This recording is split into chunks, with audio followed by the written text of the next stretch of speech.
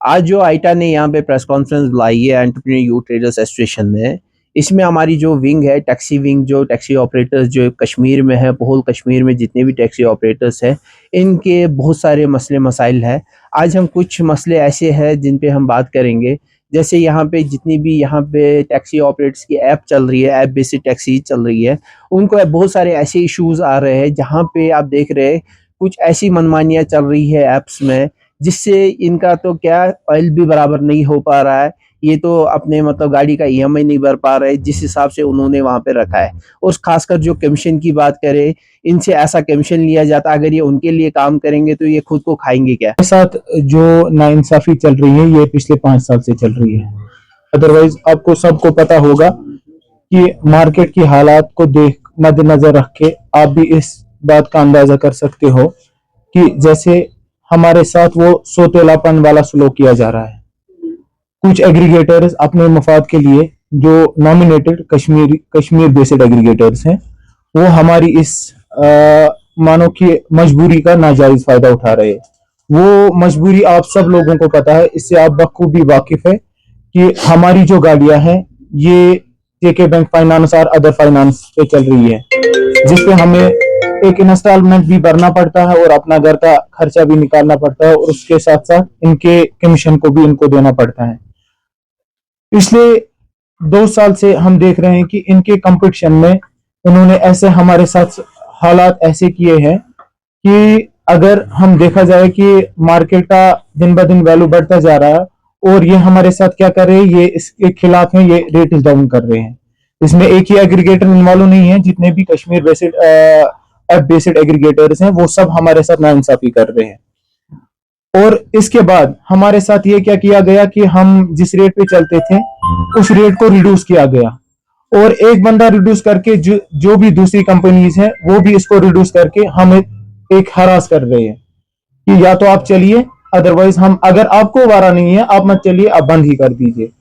आप खुदारा हमें बताइए कि हम क्या करें। अगर हमारे सीएम साहब मिस्टर उमर अब्दुल्ला साहब भी इस चीज से बखूबी वाकिफ हैं, उनको भी पता है कि आज कोई ये नहीं कह सकता है कि मुझे ये पता नहीं है। सोशल मीडिया का दौर है, सोशल मीडिया के जमाने में कोई भी ऐसा नहीं कह सकता है कि मुझे ये चीजें पता नहीं है। सतीश शर्मा ट्रांसपोर्ट मिनिस्टर है, उनको भी इस चीज से बखूबी वो वाकिफ होंगे। ये क्या कर रहे हैं कि इन्होंने हमें रेट रिड्यूस करके गवर्नमेंट रेट्स भी हमें प्रोवाइड नहीं कर रहे, बल्कि जो गवर्नमेंट रेट्स गवर्नमेंट ने यहाँ पे 28 से लेके 32 रुपए कर दी है, उसके खिलाफ ही इन्होंने हमारे साथ रिड्यूस करके रेट हमें उस रेट पे पहुंचाया है कि हमारे से ज्यादा आज ऑटो रिक्शा वाला जो ऑटो चलाते हैं, क्या कहते हैं उनको, वो बैटरी ऑटो रिक्शाज, वो उस हमारे से अच्छा रेट ले रहे हैं। और ये हमारे साथ सरासर नाइंसाफी चल रहे हैं। आप खुदारा हमें बताइए, या तो हमें ये या तो हमें डिफॉल्ट होना है बैंक के साथ, हमें अपनी गाड़ियां हैंड ओवर करनी है, या तो हमें बताइए, हम पढ़े लिखे यूथ्स हैं, जितने भी बंदे हमारे साथ, हम लगभग नियर अबाउट 1200 से लेकर अभी स्ट्राइक पे 1200 से लेकर 1600 ड्राइवर्स हैं जिन्होंने स्ट्राइक की है। और भी ड्राइवर्स हैं जो बेचारे अभी दूर जगहों पे गए हैं और यहाँ नहीं है सिटी में, क्योंकि उन्होंने शिफ्ट किया। वो बोल रहे हैं कि हमारा गुजारा इस कैब पे नहीं चल रहा है। बल्कि बहुत सारे ड्राइवर्स, हमारे पास लिस्ट भी है, वो फिरदौस साहब को भी हम वो देंगे कि लिस्ट है हमारे पास, बहुत सारी गाड़ियां बेचारी हमारी डिफॉल्ट हो रही है। इसके जिम्मेदार अगर होंगे वो यहाँ की एडमिनिस्ट्रेशन होगी। जो भी बंदा कोई गलत कदम उठाएगा उसका जिम्मेदार, हम आज भी कहते हैं, फिरदौस साहब को भी कहते हैं कि उसका जिम्मेदार सबसे ज्यादा एडमिनिस्ट्रेशन, यहाँ की लोकल एडमिनिस्ट्रेशन प्लस जो यहाँ पे क्या कहते हैं इनको, ट्रांसपोर्ट मिनिस्टर्स हैं, वो इसके जिम्मेदार होंगे। आज हम खुलेआम इनको कहते हैं कि हमारा ये फुल एंड फाइनल हमने ये तय कर लिया है कि जब तक हमें इंसाफ ना मिले, जब तक हमें गवर्नमेंट रेट्स ना मिले, तब तक हमारी हड़ताल खत्म नहीं हो जाएगी। हमारा गुजारा इस कैब पे नहीं चल रहा है। बल्कि बहुत सारे ड्राइवर्स, हमारे पास लिस्ट भी है, वो फिरदौस साहब को भी हम वो देंगे। सर मैंने आपको इससे पहले भी बताया कि जो यहाँ पे पहलगाम इंसिडेंट के बाद हालात मद्देनजर, हमको सब देख रहे हैं उस हालात को, कि जो हालात पहलगाम इंसिडेंट के बाद हमारे साथ पेश आई, उससे हम सब बखूबी वाकिफ है। बल्कि मैं एक कैब ड्राइवर हूँ, मैं ये टूरिस्ट का काम नहीं करता हूँ, लोकल ऐप बेस्ड मैं एक ड्राइवर हूँ। बल्कि जो भी हमारे साथ भाई, उनके साथ कॉन्टेक्ट है हमारे, क्योंकि वो हमारे एक मेंबर हैं, वो हमारे भाई हैं। हम उनके साथ शाना बशाना खड़ा है, साथ हैं, उनके खड़े साथ हैं, बल्कि हम ये चाहते हैं कि उनको भी इंसाफ मिल जाए।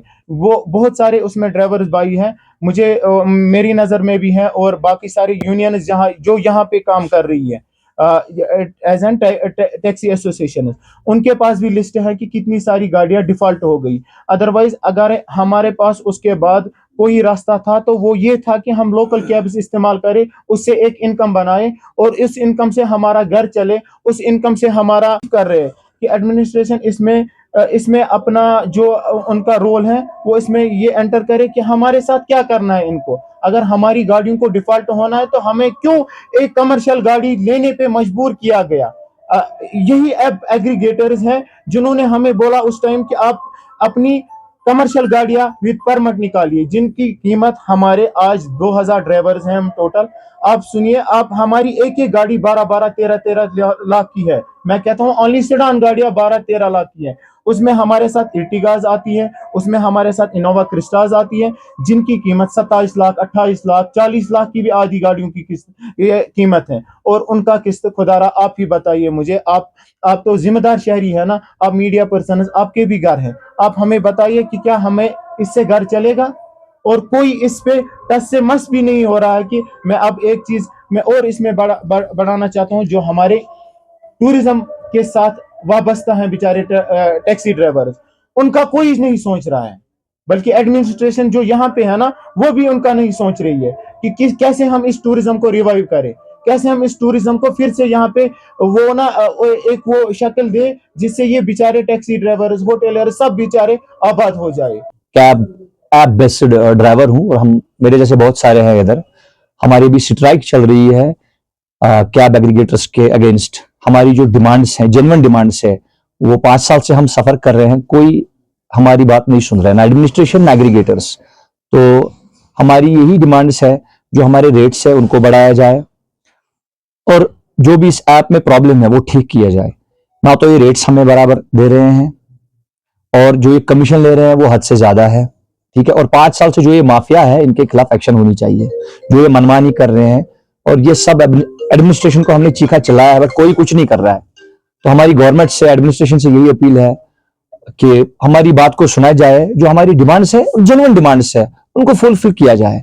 हम 6 कंटिन्यू स्ट्राइक रखेंगे, तब तक हम ऑन रोड नहीं चलेंगे जब तक हमारी जेन्युइन डिमांड्स एक्सेप्ट नहीं की जाएंगी।